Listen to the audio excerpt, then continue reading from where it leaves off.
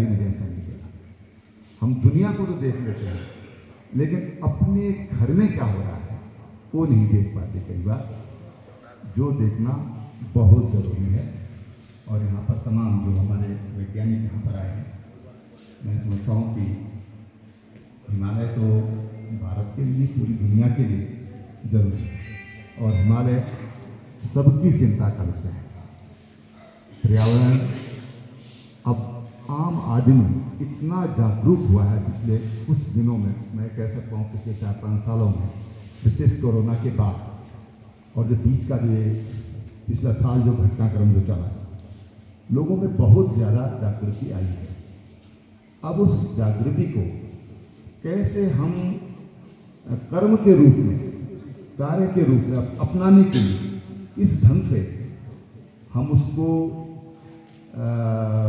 उसको कैसे हम कर सकते हैं, उस दृष्टि से कि कर्म में वो चीज़, हमारे जीवन में वो चीज़, हमारी दिनचर्या में वो चीज़ शामिल हो जाए। बाकी प्रकृति तो अपने आप को मेंटेन करती है। धूप होती है, सूखा हो जाता है, तो भूमिक्षरण होगा, इरोजन होगा। तो प्रकृति ने तो अपनी आप व्यवस्था की अपनी, कि उसमें हरियाली होगी, उसमें झाड़ियाँ हो गई, ताकि पानी सीधा मिट्टी पर न गिरे, छन कर गिरे, या फिर उसकी जो स्पीड है वो कम गति से हो गिरे, ताकि जो भूमि का क्षरण है वो रुक सके। और जो कुछ भी प्रकृति को नुकसान हो रहा है, पहुंचाने वाले तो हम ही हैं। मनुष्य ने तो कोई ये नहीं कह सकता, कोई वैज्ञानिक कि हम मिट्टी बना सकते हैं, कह सकता है कोई, क्लोन तो बन जाता है, क्लोन तो बना लिया हमारे वैज्ञानिकों ने, लेकिन मिट्टी नहीं बना पाया कोई। और मिट्टी जो हम बनाते हैं तो 1 इंच मोटी जो लेयर बनने में, जो उपजाऊ जो भूमि है, 1000 साल लगता है साहब। 1000 वर्ष में 1 इंच भूमि ये उपजाऊ होती है। अब आप कल्पना करिए कि जिस भूमि से हम खेती कर रहे हैं उसको कितने 1000 साल लगे होंगे तब ये भूमि उपजाऊ होगी। और हम आज कंपोस्ट डाल डाल के उस जिसको हमने माता कहा, जिस भूमि को, उसको हम आज नष्ट कर रहे हैं। तो जब हम पर्यावरण की बात करते हैं, पर्यावरण संरक्षण की बात करते हैं, तो उस पर्यावरण को नुकसान पहुंचाने में बहुत बड़ा योगदान, जो हम खेती में जो केमिकल इस्तेमाल कर रहे हैं उसका एक बहुत बड़ा भाग है जो इसके कारण हो रहा है। ये बात मैं इसलिए कह रहा हूँ कि हम ऐसी जगह पर बैठे हैं जहाँ से तमाम नदियाँ उद्गम होता है, जहाँ से नदियों का उद्गम, अगर उद्गम शुद्ध रहा, अटल जी ने कहा था, अगर गोमुख साफ रहेगा तो गंगा चाहे कितनी मैली हो जाए उसके स्वच्छ होने की संभावनाएं रहेंगी। लेकिन अगर गोमुख मैला हो गया तो फिर क्या होगा? और यहाँ से तो हजारों गंगाएं निकलती हैं। उत्तराखंड की तो हर नदी गंगा है, यहाँ से हजारों गंगाएं निकलती हैं। हम उन गंगा के किनारे वाले लोग हैं।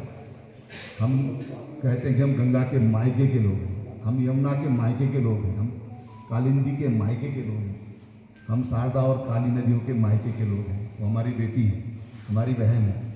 हम इस रूप में पूछते हैं। तो बहुत ज़रूरी है कि हिमालय जो क्षेत्र है, उनका ये कहना कि ग्लेशियर्स पर भी कार्बन की लेयर आ रही है, ब्लैक कार्बन की लेयर आ रही है। अब ब्लैक कार्बन के लिए सबसे अच्छे पेड़ कौन से हो सकते हैं?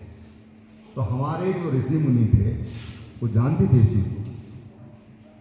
सबसे बढ़िया पौधा वो है बरगद, जो 34 से 36 टन ब्लैक कार्बन को एक साल में सोख लेता है। पीपल का पेड़ जो 14 से 16 टन एक साल में सोख लेता है। 2 वृक्ष, और हमारे यहाँ दोनों वृक्ष पूज्य हैं। राखी बांध के उससे थोड़ी काम चलेगा, रस्सी लपेट दी, फिर किसी दिन दिया लगा दिया, वो राखी जल गई और पेड़ जल गया। तो हम वो तो एक सुरक्षा के, जैसे बहन भाई को एक राखी बांधती है, तो एक मैसेज है, एक प्रतीक है कि हम उसकी सुरक्षा की गारंटी देते हैं।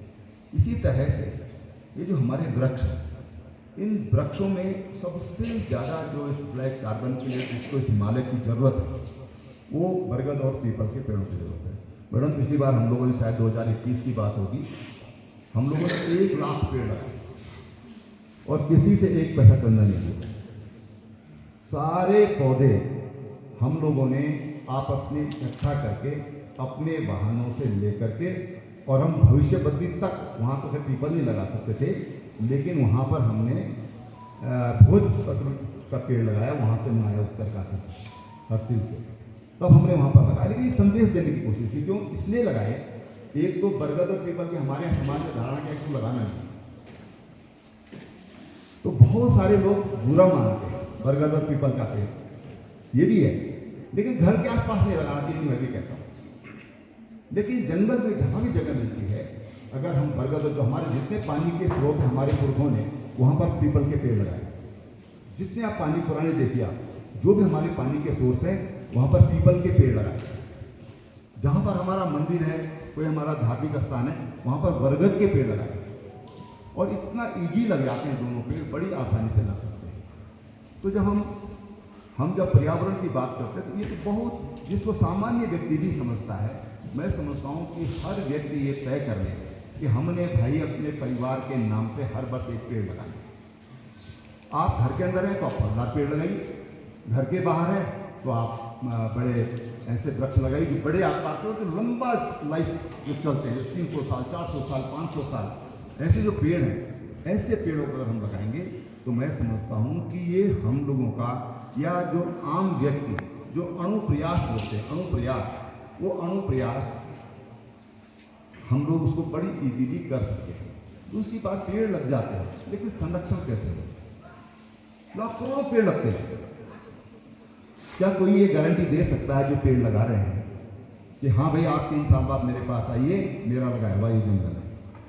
और उत्तराखंड में ऐसे लोगों ने उदाहरण प्रस्तुत किए हुए हैं, चाहे कल्याण सिंह रावत जी हों, चाहे जगत सिंह जंगली हों, चाहे सकलानी जी हों, वृक्ष मित्र सकलानी जी हों, उन्होंने पूरे पहाड़ हरे किए, पूरे पहाड़ जाके देख सकते हैं। और सकलानी जी तो जंगल में ही सोते थे, देहरादून जंगल को लगा हुआ है, 30 किलोमीटर 40 किलोमीटर की दूरी पर है, जंगल में वृक्ष में, तो जंगल में ही सोते थे। अभी डेथ हुई उनके पिछले साल, बल्कि उस सड़क में मुख्यमंत्री था उस समय।